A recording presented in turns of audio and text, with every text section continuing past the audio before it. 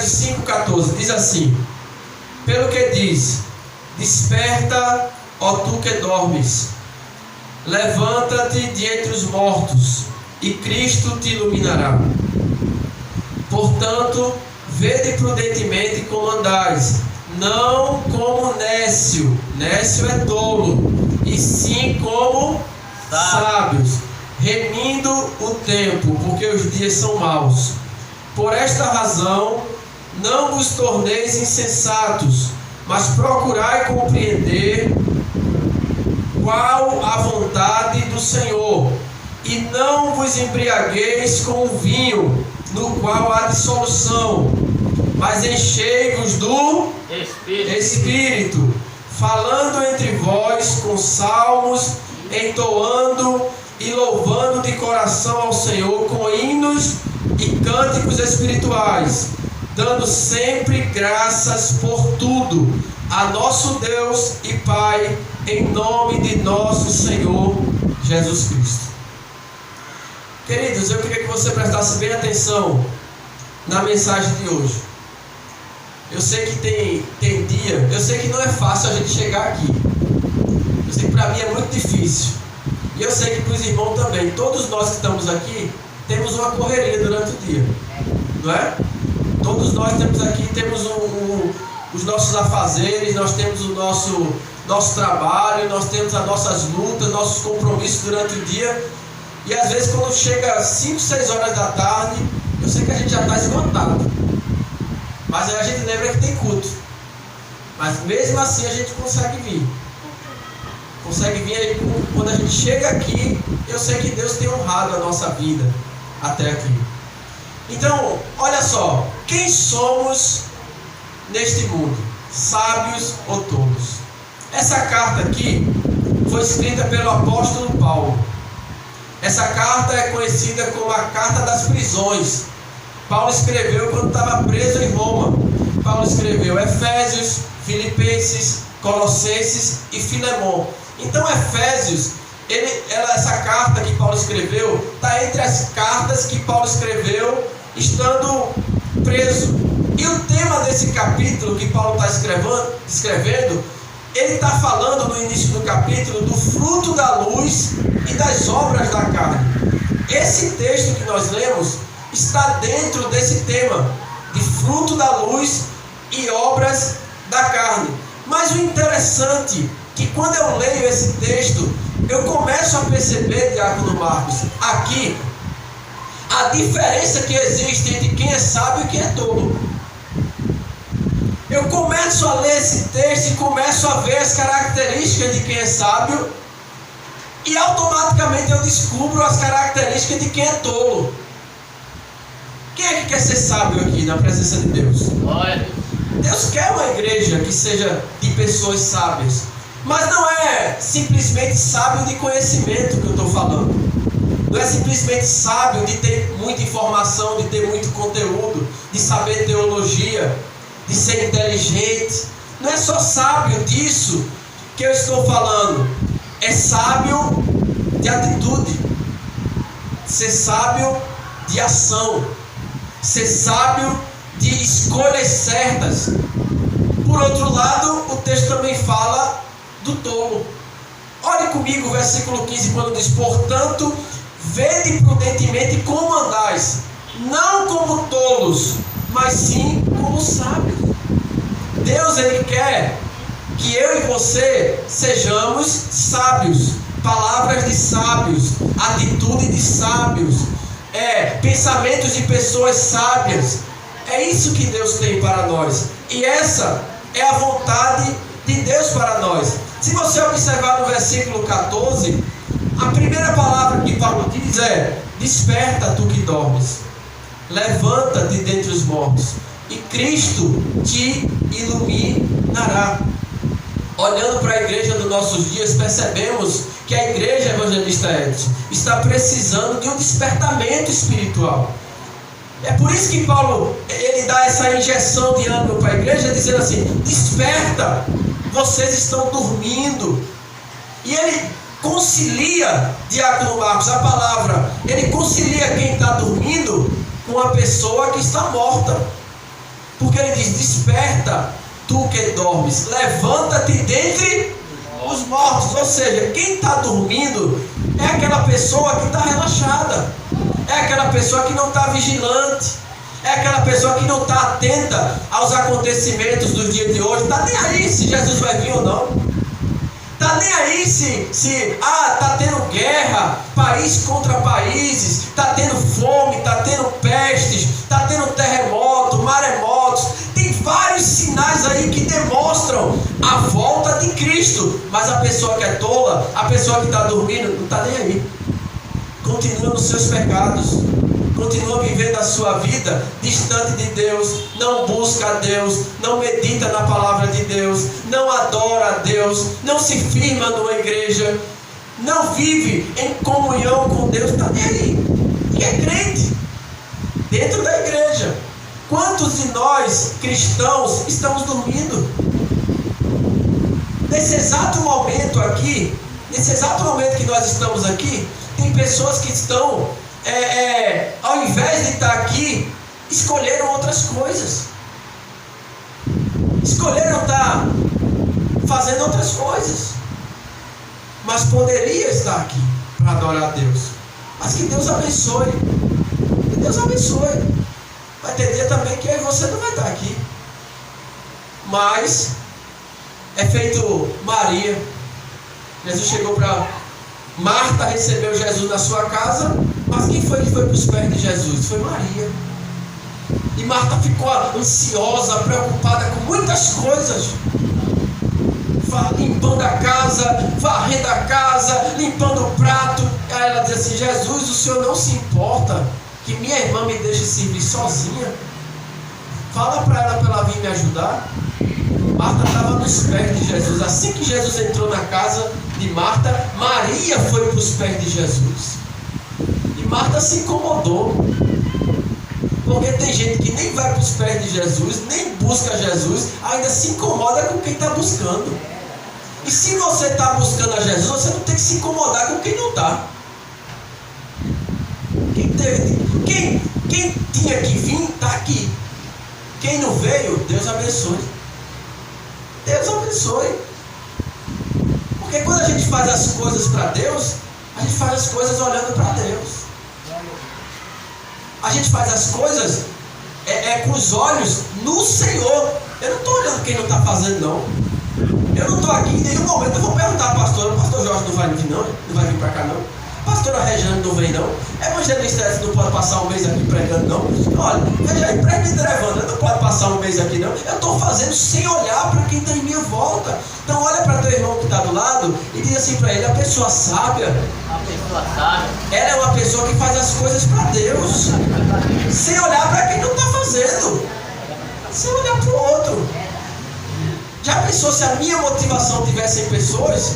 Eu nunca ia estar animado para pregar. Porque um dia a gente prega num congresso que está lotado, outro dia tem 3 gatinhos pingados. Aí o cara fica alegre e triste.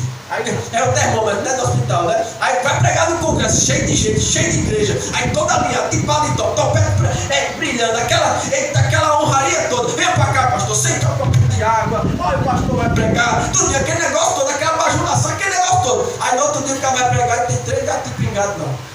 Aí o termômetro subiu e o coração batendo, né? Aí depois desce. Aí depois o cara vai convidar para pregar no céu, onde tem mais gente, um monte de gente. Aí depois volta, aí vem para cá já, aí tem 4, 5, 6. Então, a minha motivação não pode estar em pessoas. A nossa motivação é que pode ser que a gente não influencie uma multidão, mas a gente sempre vai estar influenciando alguém. Glória a Deus. Você está entendendo? Pode ser que você não seja uma bênção para muita gente, mas você sempre vai ser uma bênção para alguém. Alguém vai se lembrar de você. Alguém vai dizer assim: eu aprendi muito com aquele rapaz, eu aprendi muito com o diácono Marcos, eu aprendi muito com o evangelista Edson. Pode ser que você não seja unanimidade, não tenha popularidade para muita gente, mas alguém vai sempre se lembrar de você e dizer: que palavra eu ouvi daquele menino, que palavra eu ouvi daquele pastor. Então nossa motivação não pode estar em pessoas. Eu amo Jesus. Quando Jesus, primeira multiplicação dos pães e peixes, ficou, uma multidão começou a seguir Jesus. Levantou os peixinhos, disse: Senhor, abençoa. E Deus multiplicou e alimentou uma multidão. A multidão seguindo a Jesus. Aí Jesus pega, deixa a multidão e vai para um lugar deserto. Aí a Bíblia diz assim: a fim de ficar só para orar. Imagine se Jesus quisesse glória de pessoas. Ao invés de Jesus quisesse popularidade. Jesus, ao invés de buscar popularidade, ao invés de Jesus buscar a multidão, Jesus deixava a multidão para ficar só. Pode ter um, pode ter dois, pode ter três. O importante é a nossa comunhão com Deus. O importante é que tanto pregar para a multidão como pregar para um ou para dois, a motivação tem que ser a mesma. Amém, querido? Então, deixa eu começar o texto, porque Paulo inicia assim: desperta tu que dormes. Olha para teu irmão que está do lado e diz assim: eu sei que você está cansado, mas não durma não. Você está cansado, mas não durma não? Não durma não, diga assim: ó, desperte. Se levante. Você não está morto não. Você está vivo, pode estar com fome, pode estar cansado, mas está vivo. Então olha aqui, nós precisamos de um despertamento espiritual. Sabe por quê, Diácono Marcos? A nossa vida, a gente está feito aquela figueira que Jesus queria encontrar fruto, todo animado, com fome, olhou para a figueira, toda arrumadinha. Se a figueira fosse um crente, ia estar toda arrumadinha, de paletó, com a Bíblia de estudo, indo para a igreja com a Bíblia embaixo do braço, toda alinhada, vestido de crente a figueira. Mas quando Jesus chegou perto da figueira, ao invés da figueira ter fruto, só tinha folha, era só aparência. A figueira parecia que tinha fruto, mas só tinha folha. A nossa vida é parecida com a figueira. A gente às vezes parece uma propaganda enganosa. Às vezes a gente tá na moda, né? A gente é fake. Eita, olha o maguinho ali descendo com a Bíblia para a igreja pregar. Esse menino é uma vez, ele não sabe de nada. Não sabe de nada. Eita, olha a evangelista, lindo, lindo, lindo, lindo, lindo. Dá uma benção esse baixo, parece o cearense, rapaz. Só ele sabe do escorrego. Só ele. É assim. Às vezes, mamados, a nossa vida é um fake news. Ele parece crente, parece que é santo, parece que obedece, parece que anda na verdade, parece que é íntegro, parece que é justo, mas só a gente sabe o que é que está por trás. Aí vai varrer a casa, eita, cheio de poeira. Varrer a casa, vou jogar no lixo não, leva um tapetezinho, bota a areiazinha embaixo do tapete, mas só a gente sabe, a gente não deixa a igreja saber. Olha para teu irmão e diz assim: não seja um crente fake. Ande na verdade. A gente precisa de um despertamento porque a gente é uma propaganda enganosa. Às vezes a gente está na igreja e todo mundo pensa que a gente está. É assim, a qualquer momento aquele ali vai ser arrebatado. Aquele pastor fala tanta verdade, meu Deus, ele deve ter uma retidão. Eu tenho medo até de apertar a mão dele e eu cair endemoniado. E tão santo que aquele menino deve ser. Não vê não o jeito que ele prega. Ele só fala de santidade, fala de obediência. Aquele menino deve ser justo demais. Propaganda enganosa. Todo mundo erra. Se você andar comigo, você vai descobrir duas coisas. Você vai descobrir duas coisas. Em muitas áreas da minha vida eu erro mais que você. E se você andar comigo, eu vou descobrir que você erra mais que eu em algumas áreas. É assim. Ninguém é perfeito.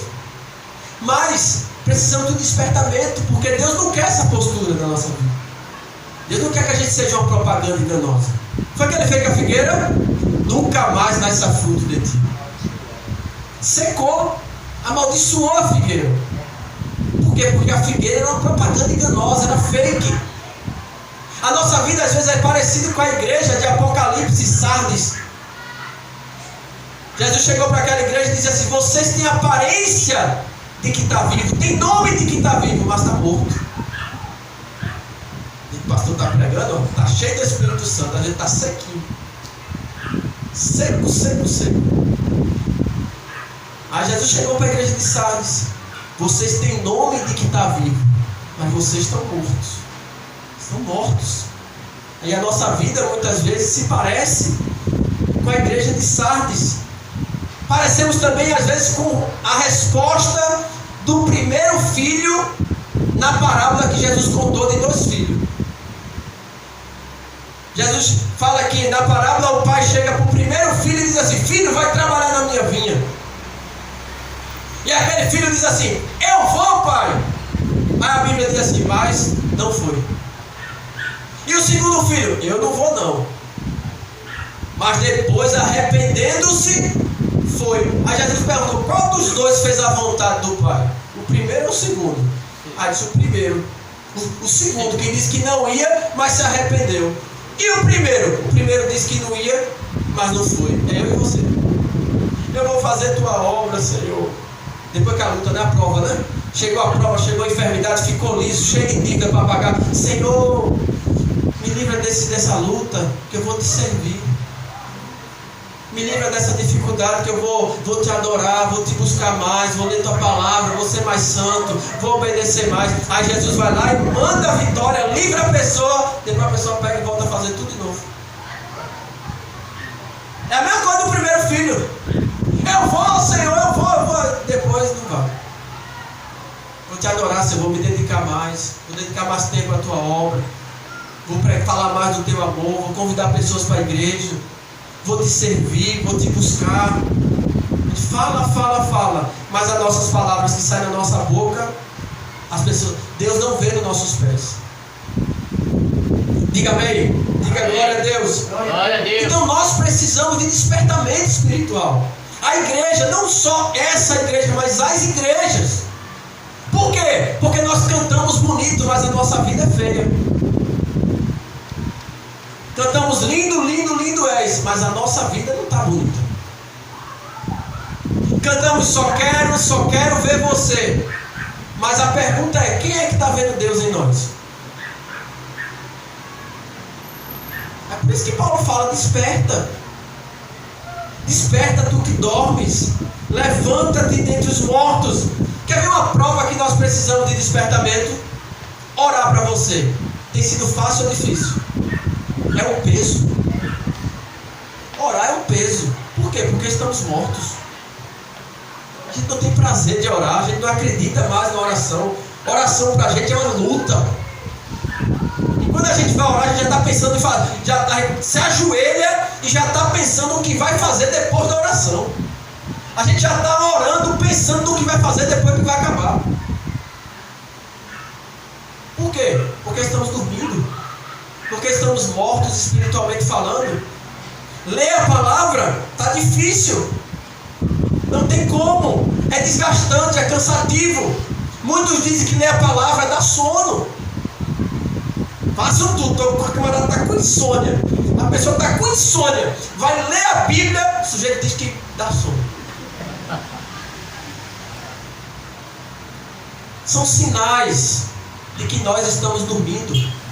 São sinais de que a igreja está dormindo, que precisa de um despertamento, precisa se levantar. E eu não estou falando olhando para você porque é com você, eu estou olhando para mim. Eu criei isso aqui para falar olhando para a minha vida. Eu falei lá na igreja domingo que o pregador às vezes prega, irmão Marcos, Diácono Marcos, aquilo que necessita. Às vezes a gente está sem assunto para pregar e a melhor pregação é aquela: o que é que eu estou precisando? O que é que eu preciso para a minha vida espiritual? Aí a gente vai lá e prega e combate a nós mesmos.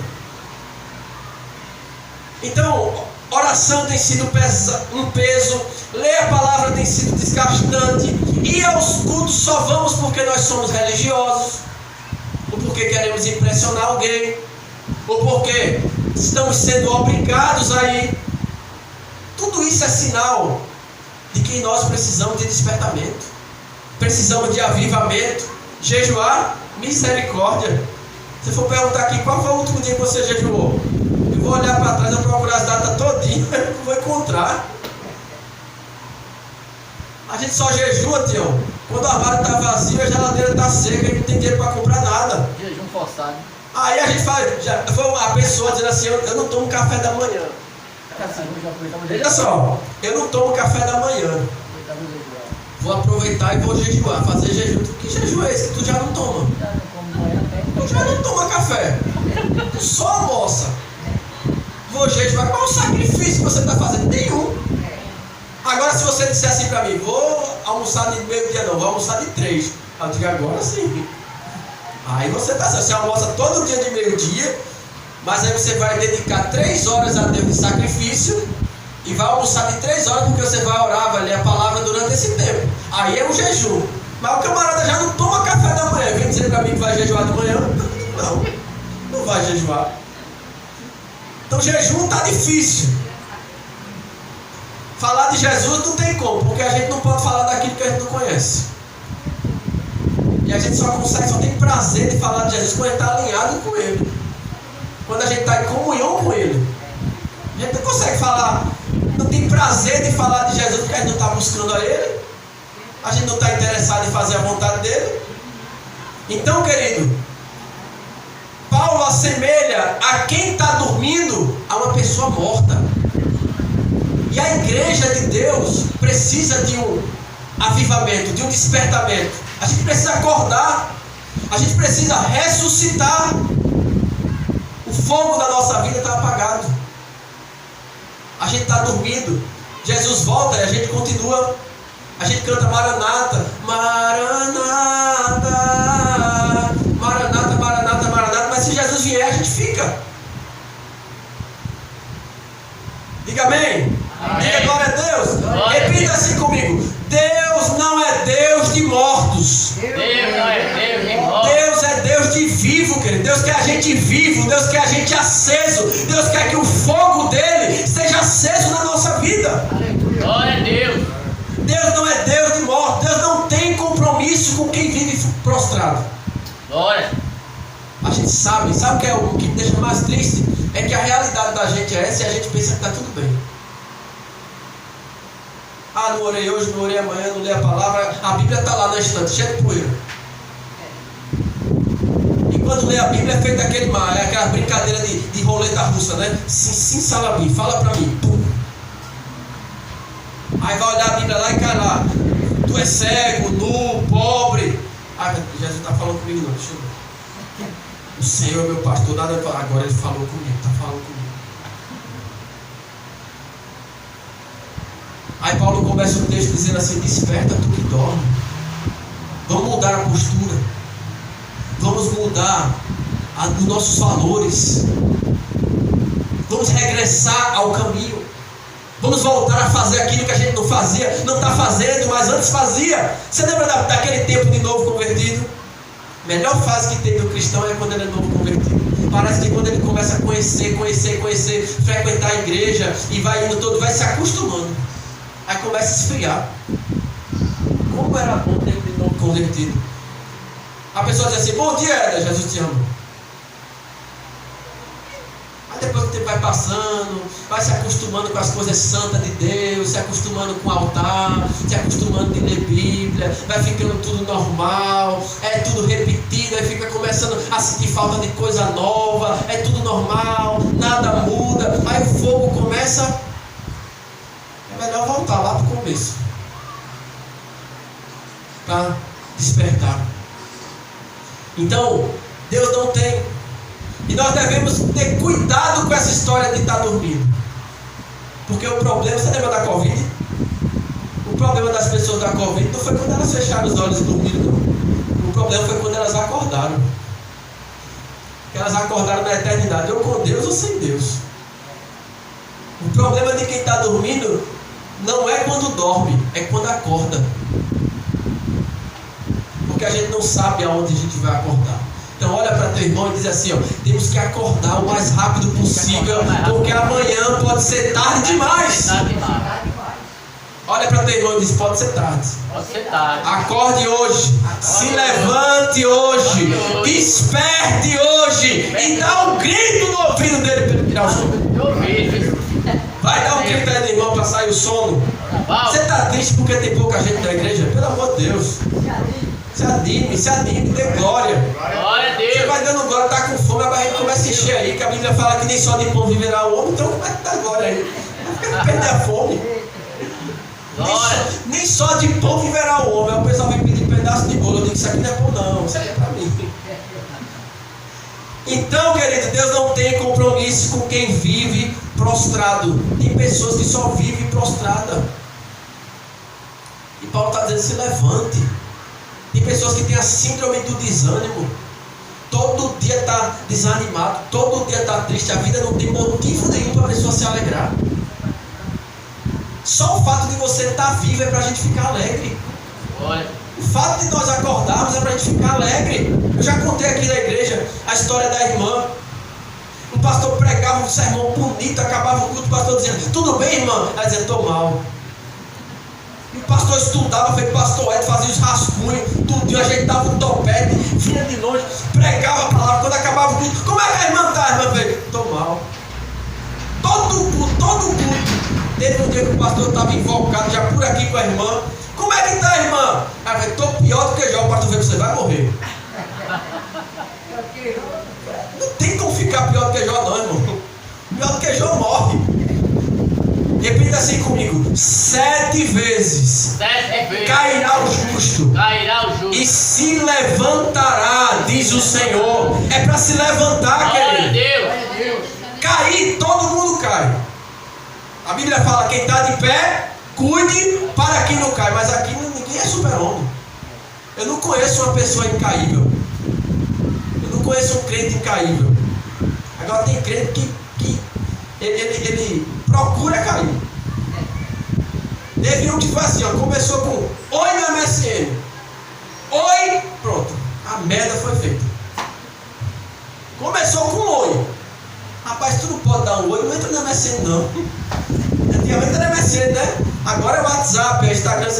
Meu irmão, se você não tem condições psicológicas de não cair na tentação falando com o sexo oposto, não fale com ninguém que é mulher não. Não fale.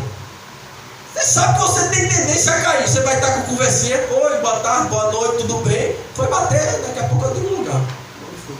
Maior puro sul. Todo mundo ficou sabendo. Aí começou assim, ó. Oi.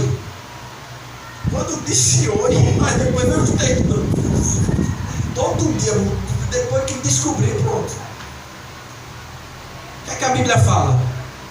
Oreis, vigiai e orai para que não entreis em tentação.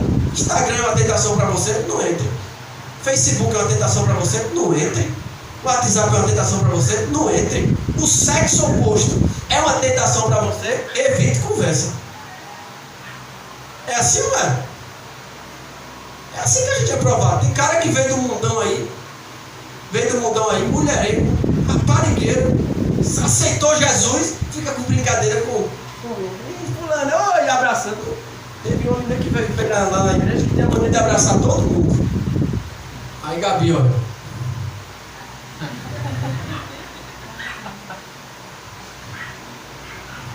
Oi, Pai do Senhor! Aí Gabi, vem cá. Essa menina é política, candidata, alguma coisa? Não só foi Gabi não, foi as mulheres dos homens tudo na igreja. Que abraço é esse? É o que, né? É dia do amigo, culto do amigo aqui, culto do abraço. Quer abraçar todo mundo. Tem gente que sabe das suas fraquezas, conhece as suas limitações e fica brincando com fogo. Lá na igreja, pastor, eu quero um aconselhamento com o senhor, não sei o que, sexo oposto, mulher. Um aconselhamento, você quer, Gabi, bora ali, ela quer conversar com a gente, bora.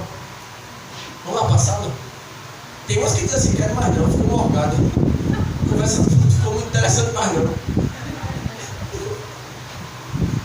É assim, não é? Você sabe que o bendito da tentação está na rua ali. Você vai pela outra, mas corre. A Bíblia fala quem está de pé, cuide, ou seja, se ligue. Para quê? Não caia. Não caia. fugir da aparência do mal, né, evangelista? Mas tem gente que fica brincando com fogo.